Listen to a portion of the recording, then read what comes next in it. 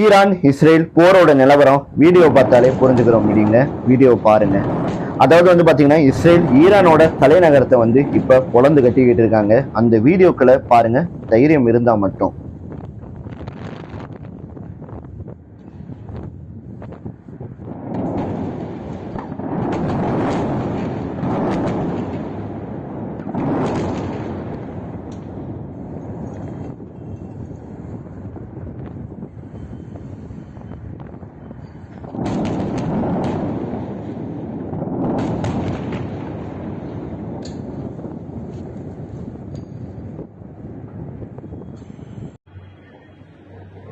What? What?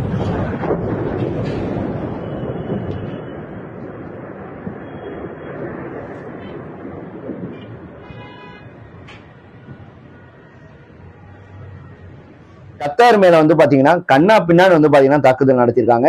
India தூதரகமே பாத்தீங்கன்னா சொல்லியிருக்காங்க, எவனுமே வெளியே தெரியாதீங்களா, நம்ம நாட்டுக்காரங்க யாரும் வெளியே தெரியாதீங்க, வீட்டுக்குள்ளே இருங்க அப்படின்னு பாத்தீங்கன்னா சொல்லியிருக்காங்க. இப்ப இஸ்ரேல் அமெரிக்கா ஈரான் மேல பாத்தீங்கன்னா பொளந்து கட்டிக்கிட்டு இருக்காங்க. இப்ப இந்த டயத்துல கரெக்டா பாத்தீங்கன்னா ஒரு மணிக்கு இந்த வீடியோ ஷூட் பண்ற மதியானம் கரெக்டா இந்த டயத்துல பாத்தீங்கன்னா இஸ்ரேல் அமெரிக்காவும் பாத்தீங்கன்னா ஈரான் மேல கடும் தாக்குதல் பாத்தீங்கன்னா பண்ணிக்கிட்டு இருக்காங்க. இஸ்ரேல் பாத்தீங்கன்னா தரை வழியாவே பாத்தீங்கன்னா லெபனான் நாட்டுக்குள்ள பாத்தீங்கன்னா தாக்குதல் பாத்தீங்கன்னா நடத்திக்கிட்டு இருக்காங்க, உள்ள போய்கிட்டு இருக்காங்க. மக்களே, நேத்து மதியானம் கரெக்டா பாத்தீங்கன்னா இந்திய பெருங்கடலோட எல்லை இருக்கு பாத்தீங்கன்னா, அந்த எல்லையில ஈரானோட போர்க்கப்பல், பிரம்மாண்டமான ஒரு போர்க்கப்பல்ன்றாங்க, நவீனமான ஒரு போர்க்கப்பல். ஈரான்ட்டே இதுதான் மிகப்பெரிய ஒரு போர்க்கப்பல்னு பாத்தீங்கன்னா சொல்லப்படுது. இந்த கப்பல் பாத்தீங்கன்னா ஈரானை நோக்கி டிராவல் பண்ணிக்கிட்டு இருந்துச்சு. அந்த ஒரு கப்பலை அமெரிக்காவோட சம்மரைன் இருக்கு பாத்தீங்கன்னா, நீர்மூழ்கி கப்பல்னு சொல்லுவாங்க, இந்த ஒரு கப்பல் பாத்தீங்கன்னா தாக்கி அழிச்சிருக்காங்க. அதாவது அவங்க என்ன சொல்றாங்க அமெரிக்கா அப்படின்னா, 2ஆம் உலக போருக்கு அப்புறம் நாங்க இப்பதான் இந்த ஒரு ஆயுதத்தை யூஸ் பண்றோம் அப்படின்னு பாத்தீங்கன்னா சொல்றாங்க. அந்த கப்பலை பாத்தீங்கன்னா அடிச்சிருக்காங்க. கிட்டத்தட்ட 140 இல்ல 180 பேர் கிட்ட அதை டிராவல் பண்ணிருப்பாங்களாம். 32 பேர் தான் பாத்தீங்கன்னா இலங்கை ரெஸ்கியூ பண்ணி இலங்கையில பாத்தீங்கன்னா இப்ப சிகிச்சையில இருக்காங்க, படுகாயம் அடைஞ்சிருக்காங்க அப்படின்னு சொல்றாங்க. அதுல எத்தனை பேர் சாவ போறாங்கன்றது தெரியல. இதுதாங்க போர், நான் கொத்து கொத்தா சாவாங்க, அதுதான் போர். அமெரிக்காவுக்கு நீ ஏன்டா தொட்டோம், ஏன்டா என்ன தொட்டோம், ஏன் இந்த போர் கப்பலை அழிச்சோன்றத நீ என்னைக்குமே மறக்க முடியாத அளவுக்கு உனக்கு ஒரு தண்டனை நாங்க கொடுப்போம், உனக்கு ஒரு பதிலடி நாங்க குடிப்போம் அப்படின்னு பாத்தீங்கன்னா இப்ப ஈரான் பாத்தீங்கன்னா சொல்லியிருக்காங்க. இன்னொரு சைடு ஈரான், அதாவது அமெரிக்கா ஈரானோட கப்பல் அடிச்சாங்கல்ல, அந்த ஒரு கப்பலை அடிச்சதுக்கு அமெரிக்காவுக்கு இந்தியா உதவுனாங்களா? ஏன்னா இந்திய பெருங்கடல்ல தான் இந்த ஒரு சம்பவம்ன்றது நடந்திருக்கு. அப்ப இந்தியா உதவி இருக்காங்களா அப்படின்னு கேட்டீங்கன்னா கிடையாதுங்க. இந்தியா திட்டவட்டமா பாத்தீங்கன்னா இந்த ஒரு சம்பவத்தை மறுத்து இருக்காங்க. நாங்க இதுக்கு ஹெல்ப்பே பாத்தீங்கன்னா பண்ணலங்க அப்படின்னு. சரி, எதுக்கு ஈரான் கப்பல் இந்திய பெருங்கடலுக்கு வந்துச்சு அப்படின்னு கேட்டீங்கன்னா, இந்தியா பாத்தீங்கன்னா எப்பயுமே வருஷம் இந்தியாவோட இந்த கூட்டு ராணுவ பயிற்சின்றது நடக்குங்க. அதற்காண்டி பாத்தீங்கன்னா இந்த ஈரான் போர் கப்பல் வந்திருக்கு. எந்தவித முன்னெச்சரிக்கை நடவடிக்கையுமே எதுவுமே சொல்லாமே பாத்தீங்கன்னா அமெரிக்கா தண்ணிக்கு அடியில மறைஞ்சிருந்து இந்த ஒரு கப்பலை பாத்தீங்கன்னா தாக்கி அடிச்சிருக்காங்க. இஸ்ரேல் பாத்தீங்கன்னா ஈரான் இருக்காங்க, ஈரான் நாட்டுல இந்த நிறுவனர்கள்லாம், அதாவது பெரிய பெரிய அதிகாரிகள்லாம் கூடி ஆலோசனைக்கிற இடத்தையே பாத்தீங்கன்னா இப்ப தரமட்டமா பாத்தீங்கன்னா ஆக்கியிருக்காங்க. அதுக்கப்புறம் ஈரான்ல பாத்தீங்கன்னா புதிய பிரசிடென்ட்டுமே பாத்தீங்கன்னா தேர்ந்தெடுத்திருக்காங்க. இந்த ஒரு ஆலோசனை நடக்கிற இடத்த தான் பாத்தீங்கன்னா தாக்கி அழிச்சிருக்காங்க. பட் அங்க ஆலோசனை எதுவுமே நடக்கல, ஆட்கள்லாம் இல்ல, இஸ்ரேல் அந்த இடத்தை அடிக்கும் போது அப்படின்னு ஈரான் பாத்தீங்கன்னா ரிப்ளை கொடுத்திருக்காங்க. மௌஸ்தபா, ஓகேவா, மௌஸ்தபா இவர் தான் பாத்தீங்கன்னா, நான் ஆல்ரெடி சொன்ன மாதிரி ஈரான் அதிபர் இருக்கார் பாத்தீங்கன்னா, இந்த கமேனியா, அவர் இறந்து போனார்ல, அவரோட மயந்தா பாத்தீங்கன்னா இப்ப பிரசிடென்டா பாத்தீங்கன்னா ஈரானுக்கு வந்திருக்காரு. இவர் 56 வயசுன்றாங்க. இவர் 2வது பையன் அப்படின்னு பாத்தீங்கன்னா சொல்லப்படுது. இவருக்கு தான் அந்த பவர்ன்றது கொடுக்கப்பட்டிருக்கு. இந்த ஒரு வீடியோ ரிலீஸ் பண்ணதும் இஸ்ரேல் தான் காலையில ரிலீஸ் பண்ணாங்க. அதாவது ஈரானோட ராக்கெட் லான்ச்சரா பாத்தீங்கன்னா அவங்க தரமட்டமாக்கக்கூடிய வீடியோக்களை இஸ்ரேல் ரிலீஸ் பண்ணியிருக்காங்க. பாவங்க இந்த துபாய் ஏன் பாவம் அப்படின்னா, கிட்டத்தட்ட 1 மணி நேரத்துக்கு அவங்க இந்த விமான நிலையத்தை பாத்தீங்கன்னா இப்ப பூட்டி வச்சிருக்காங்களே, ஒரு நிமிஷத்துக்கு பாத்தீங்கன்னா விமான நிலையத்தை பூட்டுறதுனால $1 மில்லியன் பாத்தீங்கன்னா இழப்பாகுதான், நஷ்டமாகுதுன்றாங்க. அப்ப 24 மணி நேரத்துக்கு பாத்தீங்கன்னா 1.44 பில்லியன் பாத்தீங்கன்னா நஷ்டமாகுது எங்களுக்கு அப்படின்னு ரொம்பவே பாத்தீங்கன்னா மன வருத்தத்துல துபாய் பாத்தீங்கன்னா பேசிக்கிட்டு இருக்காங்க. கிட்டத்தட்ட பாத்தீங்கன்னா 1045 பேர் பாத்தீங்கன்னா ஈரான் போர்ல ஈரான்ல பாத்தீங்கன்னா இறந்திருக்காங்க.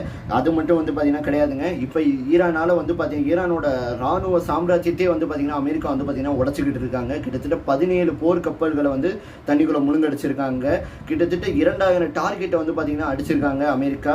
அது மட்டும் கிடையாதுங்க, அமெரிக்கா வந்து ஈரானில் இருக்கக்கூடிய இன்டர்நெட் சேவையிலிருந்து மின் உற்பத்தி சேவையிலேருந்து எல்லாத்தையும் வந்து பார்த்தீங்கன்னா லாக் பண்ணி வச்சிருக்காங்க. நாங்கள் தரை வழியாகவும் அட்டாக் பண்ண போகிறோம் அப்படின்னு சில தகவலுமே வந்து அமெரிக்கா சைட்லேருந்து வந்து பார்த்தீங்கன்னா வந்திருக்கு.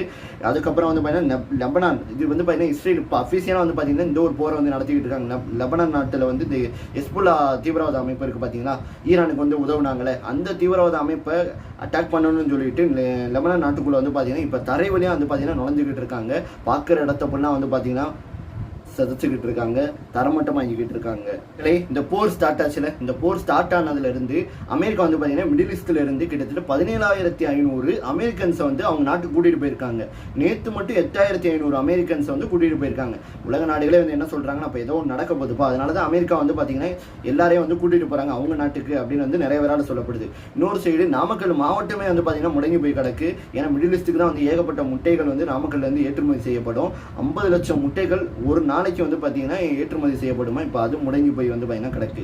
இன்னொரு சைடு இது ஒரு பாவமாக இருக்குங்க. அதாவது வந்து பார்த்தீங்கன்னா இந்த ஓமன் கடற்கரையில் வந்து நம்ம ஒரு கப்பலை வந்து ஈரான் தாக்குனாங்கன்னு சொல்லியிருந்தேன். அதில் ஒரு 15 பேர் வந்து இந்தியன்ஸு, அதில் ஒரு 4 பேர் வந்து காயமடைஞ்சிருந்தாங்க. அவங்களும் 4 பேரும் வந்து இந்தியன்ஸ் தான். இப்போ அதில் 2 பேரும் வந்து பார்த்தீங்கன்னா இறந்துருக்காங்க. அது 2 பேரும் வந்து பார்த்தீங்கன்னா நம்ம இந்திய நாட்டை சேர்ந்தவங்க தான். இது போரோட நிலவரம் எப்படி இருக்குது அப்படின்னு சிம்பிளாக சொல்லு அப்படின்னா, போரோட நிலவரம் உண்மையிலே வந்து பார்த்தீங்கன்னா ரொம்ப மோசமாகிக்கிட்டு தான் வந்து போய்கிட்டு இருக்கு. நான் கொஞ்ச நாளுக்கு முன்னாடி கூட நேற்றோட நினச்சேன். ஏன்னா வந்து விமான சேவையெல்லாம் தொடங்கிருச்சு, துபாயில் அணுசக்தி நிலையம் ஓப்பன் ஆயிருச்சு, கத்தாரில் ஓப்பன் ஆயிருச்சு, இப்படி எல்லாமே வந்து பார்த்தீங்கன்னா கொஞ்சம் கொஞ்சமாக ஓப்பன் பண்ணிக்கிட்டு இருக்காங்க நினைக்கும் போது தான் இப்போ கத்தாரில் வந்து பார்த்தீங்கன்னா மரணடியை வந்து பார்த்தீங்கன்னா ஈரான் வந்து பார்த்தீங்கன்னா அடிச்சுக்கிட்டு இருக்காங்க.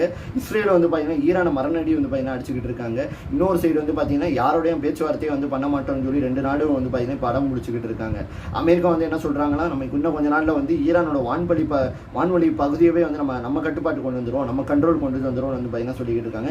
இன்னொரு சைடு வந்து பார்த்தீங்கன்னா டொனால்டு ட்ரம்ப்புக்கு எந்த நாடு உதவலையோ எல்லா நாடையும் நான் வந்து சவிப்பேன், எல்லா நாடு மேலேயும் நான் பொருளாதார தடையை போடுவேன் அப்படின்னு சொல்லிக்கிட்டு இருக்காரு. அதாவது வந்து நேற்றே வந்து சொல்லியிருந்தேன், ஸ்பெயின் நாட்டு வந்து பார்த்தீங்கன்னா ஈரானை தாக்குற மாதிரி இருந்தால் எங்கள் வான்வழி பாதை யூஸ் பண்ணாங்க அப்படின்னு அமெரிக்கா வந்து பார்த்தீங்கன்னா ஒரு கண்டனம் வந்து தெரிவிச்சிருந்தாங்க.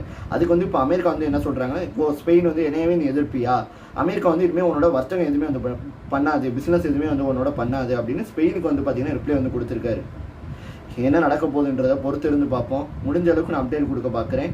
பாய் பாய், நன்றி, ஜெய்ஹிந்த், வந்தே மாதரம். மிடில் ஈஸ்ட்டில் இருக்கக்கூடியவங்க எனக்கு யாராவது இந்த வீடியோ பார்த்தீங்கன்னா கமெண்ட் பண்ணுங்கள். இங்கே வந்து அந்தளவுக்குலாம் நிலைமை இல்லை, நார்மலாக தான் இருக்குது அப்படின்றத இருந்துச்சுன்னா அப்படின்றத நீங்கள் உங்கள் கமெண்டில் மட்டும் கமெண்ட் பண்ணுங்கள். பாய்.